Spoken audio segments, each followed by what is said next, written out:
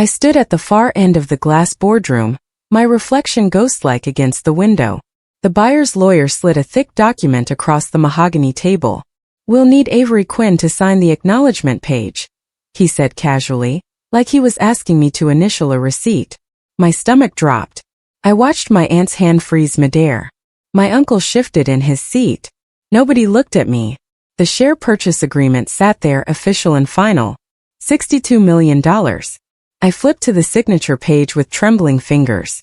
My name was printed there. Avery Quinn. Listed as a shareholder. But nobody had told me the company was for sale. Nobody had called. Nobody had asked. I scanned the appendix and found Grandpa's signature, scanned and digitized like a ghost stamp from the past. My throat tightened. They had sold the company he built from nothing, used my name to make it legal, and planned to cut me out completely. The betrayal wasn't accidental. It was surgical. "Is there a problem?" the lawyer asked, glancing between us. I looked at my aunt. She avoided my eyes. That's when I knew exactly what they'd done. My name is Avery Quinn, and I was the granddaughter who stayed. While my cousins chased careers in other cities and built lives far from home, I stayed behind.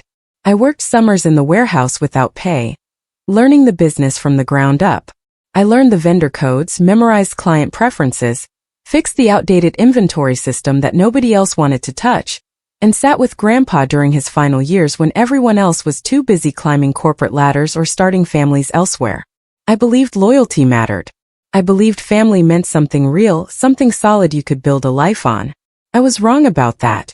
After Grandpa died, they hugged me at the funeral. They told me how much he loved me, how special our bond had been. My aunt whispered in my ear, her voice thick with emotion, "You'll always have a place here, sweetheart. Always." I cried and thanked her, my heart breaking and healing at the same time. I thought she meant it. Now, standing in that boardroom with their lies exposed on legal paper, I realized the truth. I was useful when they needed free labor. I was emotional when they wanted to dismiss my opinions. I was temporary when it came to real power and money. But Grandpa had known them better than I did. And somewhere in that agreement, buried in legal language I didn't yet understand, he had left me something they hadn't bothered to notice. The funeral had been 6 months earlier, though it felt like yesterday. It rained that day, the kind of cold autumn drizzle that soaks through jackets and settles into your bones. The church was full to capacity. Grandpa had known everyone in town. Business owners, factory workers, the mayor, people whose names I'd heard my whole life. I stood beside the casket, numb and hollow, while people told stories about his generosity and legendary work ethic. My uncle gave the eulogy. He talked about legacy and family values, his voice steady and practiced. He mentioned the company Grandpa started in his garage 40 years ago, back when he had nothing but determination and a toolbox. He said we would honor his memory by keeping the business strong, by staying united as a family. Everyone nodded solemnly. Afterward, at the reception held in the church basement, my aunt pulled me aside near the coffee station. "Your grandfather was so proud of you," she said, squeezing my hand with what felt like genuine warmth. "You gave up so much to be here for him these last years. That meant everything to him." I thought she understood. I thought she saw my sacrifice, the job offers I'd turned down, the relationships that had faded because I chose to stay. My cousin appeared beside us with a drink, his tie loosened. "We'll make sure you're taken care of, Avery," he said with an easy smile. "Don't worry about anything. Family takes care of family." I remember feeling grateful, even relieved. I remember believing every word they said. That memory burned now like an infected wound, hot and poisonous. I grew up in that company, quite literally. My earliest memories were of the factory floor, the smell of machinery, oil and metal polish mixing with coffee from Grandpa's ancient percolator. He would bring me on Saturdays when Mom needed a break. I'd sit in his cramped office doing homework while he worked through spreadsheets by hand, his reading glasses sliding down his nose. When I turned 16, I started helping for real. I digitized the entire client database, a nightmare of index cards and handwritten notes spanning 2 decades. I organized 20 years of paper records into a system that actually made sense. When Grandpa's health started failing, first the forgetfulness, then the tremors, then the days he couldn't remember how to get to the office, I took on more responsibility. I answered emails under his name. I handled vendor calls with people who'd known him for 30 years. I kept things running while he slowly faded. This place remembers loyalty, Grandpa used to say, tapping the desk with his thick fingers. Buildings don't remember. Paper doesn't remember. But businesses do. They remember who showed up when times were hard. I didn't understand what he meant then.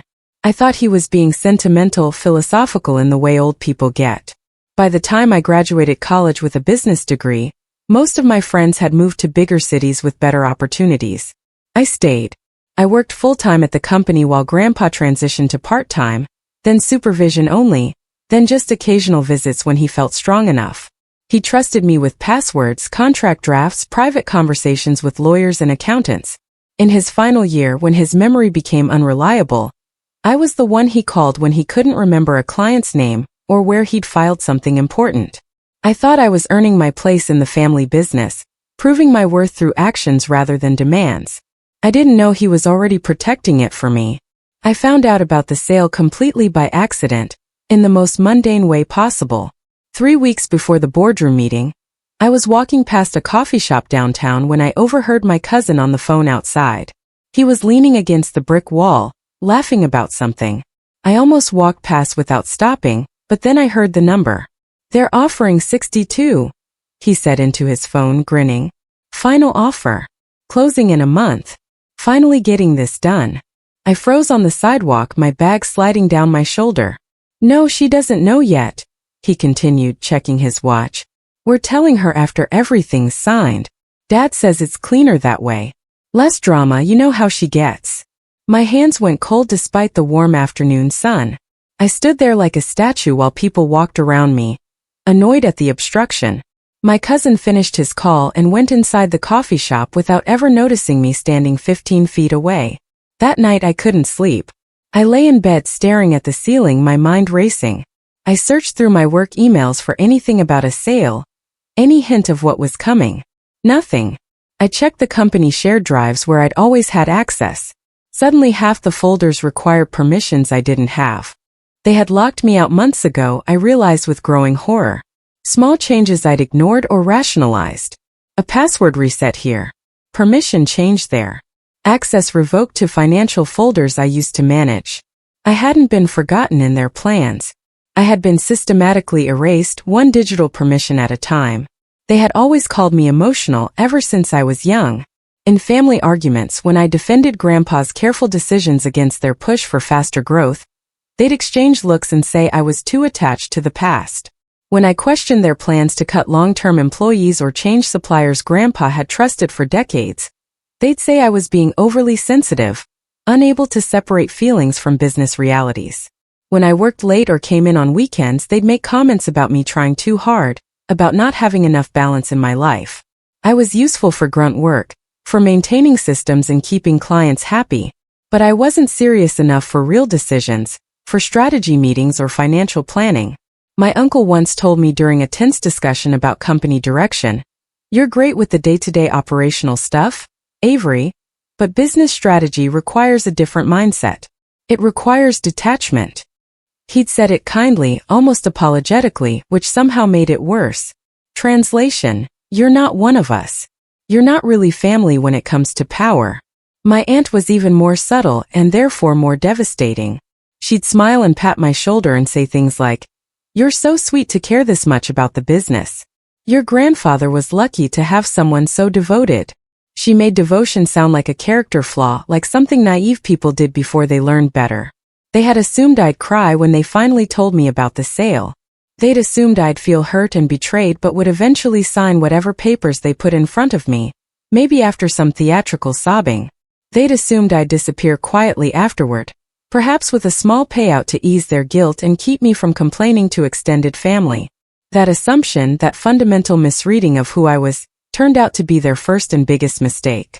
The night before the signing meeting, I couldn't sleep, so I read the entire share purchase agreement. It was 147 pages of dense legal language, terms I had to search online to understand, cross-references to other documents I didn't have access to. But I read every single word, growing more angry and determined with each page. On page 83, buried deep in the definitions section where nobody expects to find anything important, I found it. Legacy shareholder was defined as any individual specifically named by the original founder in the company's foundational incorporation documents whose formal signature or written acknowledgement is required for any material corporate actions, including but not limited to sale, merger, dissolution, or significant asset transfer. There was a list of names. One name. Just mine. Avery Quinn. The clause didn't give me money directly. It didn't give me veto power over the sale. But it did something potentially more powerful. Gave me leverage. Any major transaction required my formal acknowledgement, not just a casual signature but documented, legally binding consent. Without it, according to the dense paragraph that followed, the sale could be challenged as procedurally defective. Grandpa had insisted on this clause years ago, back when the company was much smaller and the family dynamics were different. I found the old meeting notes saved on a backup drive I'd maintained. Notes from a board meeting 8 years earlier. Avery stays protected, Grandpa had said, according to the minutes. This is non-negotiable. They'd agreed because back then it seemed meaningless. A sentimental gesture from an old man toward his favorite grandchild. Now that clause was the only thing standing between them and their payday. I stayed up all night reading through Grandpa's old files, documents I'd backed up over the years. He'd kept everything, meeting notes, emails, even voice memos from his phone that I'd helped him learn to use. In one folder labeled simply Family Strategy, buried 3 levels deep, I found a document dated 2 years before he died. It was a letter. Addressed to me. Avery. It began in the plain language he'd always preferred. If you're reading this, I'm gone, and they're doing exactly what I expected. I know my children. I know how they think. They'll move fast after I'm gone. They'll try to make you feel small, unimportant, like you were just helping out of kindness rather than building something real. Don't let them. My vision blurred as I read. You have more power than they realize. The clause isn't a gift. It's a shield. Use it wisely. Protect yourself first because they won't. I should have done more while I was alive, should have been clearer about my intentions. This is the best I can do now. You earned your place here. Don't let them take it. Love, Grandpa. I sat there in my dark apartment, tears running down my face, holding a letter from a dead man who understood his family better than they understood themselves. He'd known. He'd known they'd push me out. He'd known they'd sell without including me in the conversations or the profits. And he'd planted a legal tripwire deep in the company documents, one they'd signed without reading carefully because they'd never imagined it would matter. He didn't leave me money directly because they would have found a way to contest a will. He left me position, structural power they couldn't easily erase. And that was so much smarter. I walked into the boardroom the next day with the lawyer I'd hired 2 days earlier. My aunt's practiced smile faltered the moment she saw him enter behind me. Avery, sweetheart, this is just a formality, she said quickly, her voice artificially bright. You really don't need legal representation for something this simple. I disagree, I replied calmly, taking a seat across from her. I think I need representation very much. The buyers exchanged confused glances. My uncle's jaw tightened visibly, a muscle jumping near his ear. My cousin stared at his phone, suddenly fascinated by the screen. My lawyer, a sharp woman named Patricia who specialized in corporate governance, sat beside me and reviewed the documents in complete silence for 20 long, uncomfortable minutes. The only sound was pages turning and my aunt's nervous cough. Finally, Patricia nodded once. My client will sign the acknowledgement page only, she announced. Nothing further. No broad releases, no future claim waivers, no comprehensive sign-offs. That's all we need, the buyer's lawyer said, looking relieved to move forward. But my family knew better. I could see it in their faces, the flash of panic quickly suppressed. They'd hoped I'd sign broadly, waiving any future claims or questions.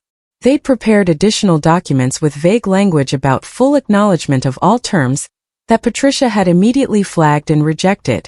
Instead, I signed exactly what was legally required and absolutely nothing more. The room was silent except for the scratch of pen on paper as I wrote my name carefully, aware that everyone was watching. I kept my expression completely neutral. I didn't smile. I didn't cry. I didn't show any emotion at all. I just signed, stood, collected my copy of the documents, and walked toward the door. Avery, wait. My aunt called after me, half rising from her chair. I didn't stop. I didn't even look back. They thought I'd folded under pressure, signed and surrendered. I just activated the clause that would unravel everything. They celebrated without me that night, and they made sure I knew about it. Social media filled with posts within hours. My cousin shared a photo of champagne glasses clinking together with the caption "New chapter begins," honoring the legacy. My aunt posted a sunset photo with a long caption about family, perseverance, and Grandpa's vision living on. My uncle wrote something about successful transitions and staying true to core values. I wasn't tagged in any of the posts. I wasn't mentioned. It was as if I didn't exist. I sat alone in my apartment, still wearing the clothes from the meeting, staring at my phone as the posts multiplied. Part of me wanted to comment on each one, to call them out publicly, to screenshot that letter from Grandpa and expose their lies to everyone who knew us. But I didn't do any of that. Instead, I opened my copy of the share purchase agreement again and carefully read through the post-closing obligations section. There were 17 separate items requiring legacy shareholder consent before final fund distribution could occur. Compliance filings with state agencies, governance confirmations, records transfers, tax certifications. Each one had a specific deadline spelled out in the contract. Each one, according to the clause, required my signature. I created a spreadsheet, listing every requirement, every deadline, every technical detail. Then I set reminders for each one and did something they hadn't expected. I waited. 2 weeks later, the first compliance request arrived in my email. It was a routine filing with the State Corporate Commission, confirming the company's structure post-sale. Simple paperwork that takes 5 minutes to complete. But according to the purchase agreement, it required my acknowledgement as the named legacy shareholder. I read the email 3 times, then I didn't respond. 1 day passed. Then 2. Then 3. On the 4th day, my phone rang. The buyer's legal team. Their tone professional but with an edge of concern. "Ms. Quinn, we need your signature on the compliance filing we sent last week. It's time sensitive. There's a state deadline approaching." "I received it," I said calmly. "I'll need to review it with my attorney. These things take time." "This is really just a formality, Ms. Quinn. It's identical to what was discussed in the purchase agreement." "Then it shouldn't be a problem to have my attorney review it properly," I replied. "I'll get back to you." Brief silence. Then, more tense. "We'll follow up next week." The payment distribution to my family was scheduled for that Friday. According to the contract terms, it couldn't process until all compliance items were complete. It didn't process. By Monday morning, my phone was ringing nonstop. My aunt appeared at my apartment door Tuesday evening, unannounced and unexpected. She brought coffee from my favorite shop and a bag of pastries, wearing the same expression she'd worn at Grandpa's funeral, concern mixed with determination. "Avery, sweetheart, can we please talk?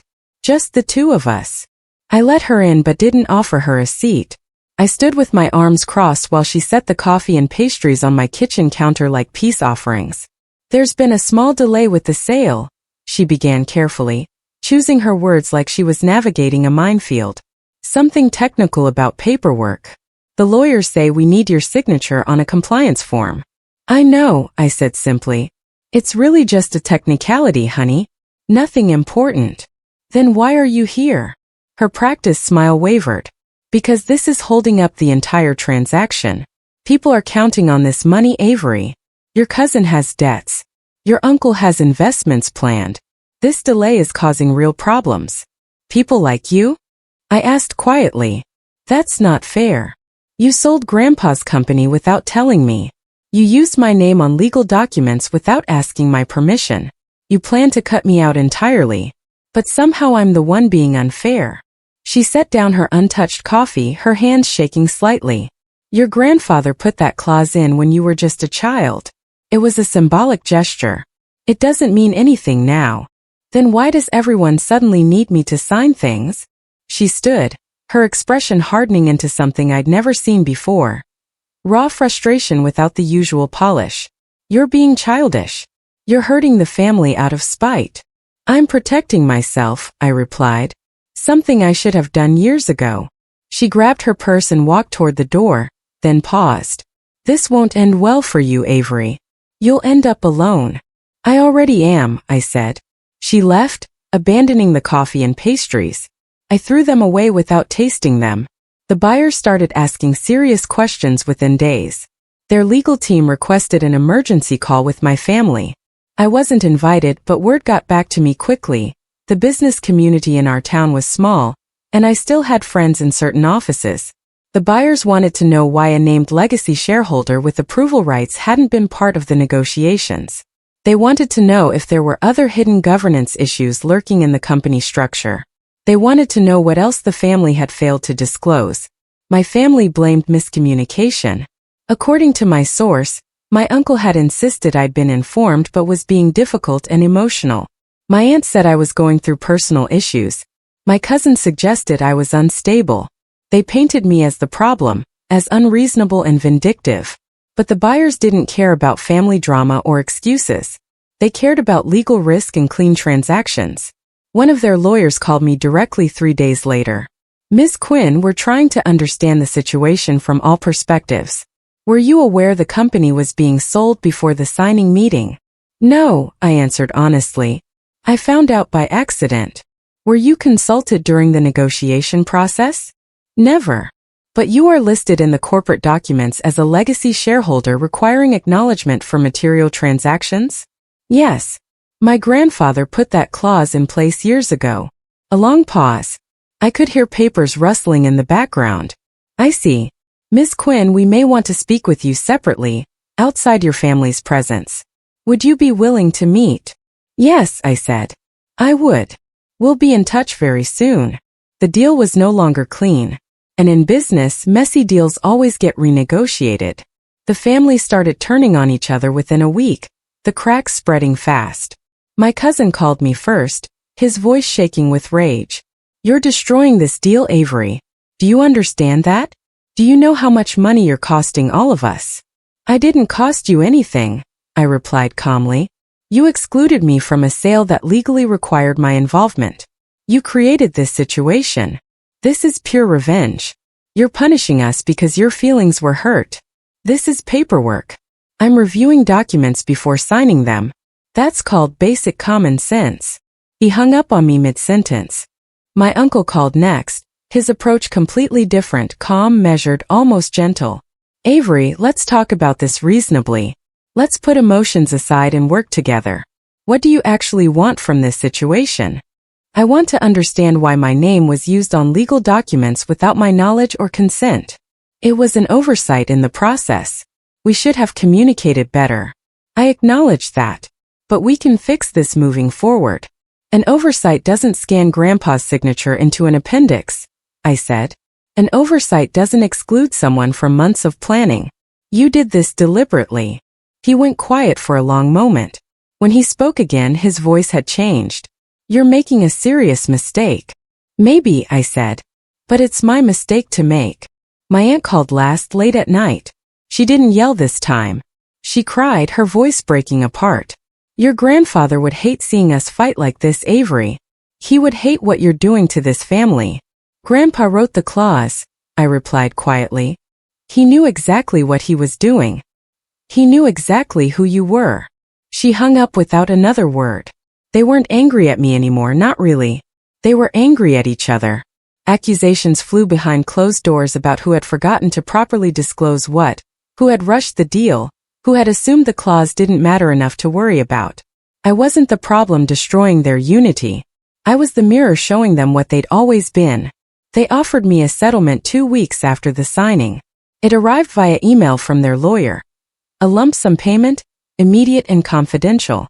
Accept this payment and sign all required compliance forms. Everyone moves forward. The matter is resolved. The amount was genuinely generous, more than I'd ever expected to see from them. But it was insultingly small compared to what they were clearly hiding. My lawyer Patricia reviewed it carefully, her expression growing more interested with each page. They're desperate, she said, looking up from her laptop. This offer tells me they're genuinely scared of what happens if you don't cooperate. What does happen? Delays trigger penalty clauses in the purchase agreement. I saw them. Every week past the deadline costs them money. The buyers can also renegotiate the purchase price if there are material governance issues that weren't disclosed. That's standard in deals like this. How much renegotiation are we talking about? She leaned back in her chair. Potentially millions. Maybe 10% of the total. Maybe more if the buyers get aggressive. I stared at the settlement offer on my screen. I could take it right now. I could sign, transfer the documents, and walk away with more money than I'd ever had. I'd be free of them forever. But Grandpa hadn't protected me so I could disappear quietly with hush money. He'd protected me so I could stand my ground against people who thought power meant they could do whatever they wanted. I declined the offer formally and copied the buyers on my response. Patricia explained the full scope of the clause one evening in her office. Here's what you need to understand clearly, she said, pulling up the purchase agreement on her screen. You cannot stop the sale, that's already done. The company is sold. But you can delay final distributions. You can trigger additional audits. You can force renegotiations. All of it completely legal. For how long? I asked. Months if necessary. Maybe longer if you find legitimate concerns in the documentation. And every delay costs them? It costs them credibility with the buyers, which is sometimes more valuable than money. The buyers have performance obligations to their investors. Every missed deadline makes them look incompetent. They'll start demanding price reductions to compensate for the hassle. I leaned back in the office chair processing. So time becomes leverage. Exactly. You don't need to be aggressive. You just need to be thorough. Ask questions. Request documentation. Make them prove everything is proper. I didn't want revenge in the traditional sense. I didn't want to destroy them. I wanted acknowledgement. I wanted the public record corrected. I wanted my rightful stake recognized instead of erased. But if they insisted on fighting me, on lying about me, on painting me as unstable, then I had options. What do I do next? I asked. Keep asking questions, Patricia said. Keep requesting proper documentation. Let them come to you increasingly desperate. Eventually, they'll offer what you actually deserve. So that's exactly what I did. The buyers formally renegotiated their offer 3 weeks later. They sent an official letter to my family citing unexpected governance risks and material disclosure failures that were not identified during due diligence. They reduced their purchase offer by $8 million. My family's expected windfall evaporated in a single email. My phone exploded with calls and messages. My uncle called screaming about lawyers and lawsuits. My cousin sent paragraph after paragraph of furious texts calling me every name he could think of. My aunt left voicemail after voicemail begging me to fix this, to make it right, to save the family. I didn't respond to any of them. But when the buyers called me directly, I answered immediately. Miss Quinn, we'd like to speak with you separately from your family, their lead counsel said. Would you be willing to meet at our office? Yes, I said. When? We met 2 days later in a downtown office building, professional and neutral territory. Their lead counsel was there with 2 associates, all of them treating me with careful respect. We want to understand your position in all of this, the lead counsel said, gesturing to a chair. Please help us understand what actually happened. I explained everything. The exclusion from discussions. The discovery that they'd used my name. The clause Grandpa had put in place. His letter. The attempted erasure. They listened without interrupting, taking notes. We appreciate your honesty, the lead counsel said when I finished. We'd like to work with you directly moving forward, separate from your family. We believe that's the cleanest path forward. I'm willing, I replied carefully, but only under fair and transparent terms. They nodded, already pulling out new documents.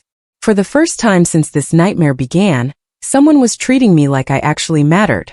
My uncle called me late one night, his voice hollow and broken. Avery, please. You have to understand what you're doing to us. I understand perfectly. You're destroying us. Years of planning, years of building toward this moment. You're burning it all down. I took a deep breath, staring at the ceiling of my dark bedroom. I didn't create this situation. You chose to exclude me. You chose to use my name without permission. Every consequence you're facing came from your own decisions. Your grandfather would hate seeing us fight like this, he said, and I could hear tears in his voice. He built this company for family unity. Grandpa wrote that clause knowing you'd try to push me out, I replied quietly. He knew you better than I wanted to believe he did. He knew exactly what would happen after he died. Silence stretched between us, long and painful. What do you want? He finally asked, his voice barely a whisper. Just tell me what you want and let's end this. I want acknowledgement. A written correction of the record showing my actual role and stake. I want transparency instead of lies. That's all I've ever wanted. That's really it? You're not trying to take everything. I never was, I said. You assumed the worst about me because it made it easier to justify what you were doing. He exhaled shakily. I'll talk to the others. I'll make them understand. They agreed to my terms 1 week later. A formal amendment to all transaction documents. My role acknowledged properly. My stake calculated fairly based on Grandpa's original intentions. No confidentiality clause forcing my silence. No gag order preventing me from telling the truth. Just facts, documented and official. The buyers witnessed every signature, ensuring everything was done properly this time. My name appeared in every relevant document where it belonged, not as a tool to be used but as a person with rights. The correction felt like breathing after being underwater too long. The public record changed within days. State corporate filings were amended to reflect accurate ownership history. My percentage was listed correctly. Press releases about the sale were corrected to include proper acknowledgement. That documentation mattered more than any amount of money could. It was permanent proof that I hadn't been erased, that I'd existed and contributed, that the deal finally closed a month later. At the reduced valuation. With all proper acknowledgements in place. The buyers respected the corrected process. They respected me. I received my portion cleanly, transparently, with complete documentation. My family got significantly less than they'd originally planned, but they got it legally and fairly. The difference was their own fault. The family barely speaks now, months later. Not because I destroyed them, I didn't.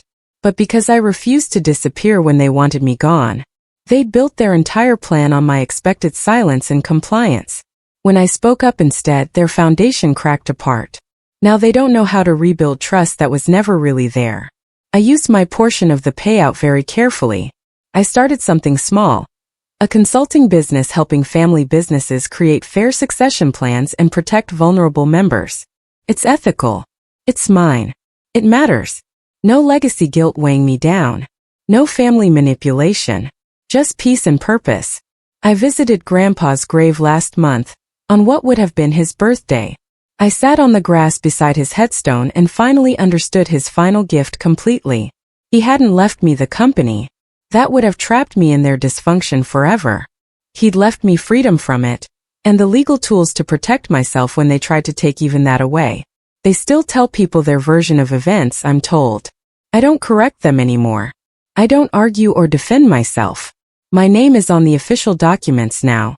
My future is mine to build. My conscience is clear. They lost control by trying to erase me. I gained my life by refusing to vanish. And that's the ending Grandpa planned for all along. The one they never saw coming until it was far too late to stop.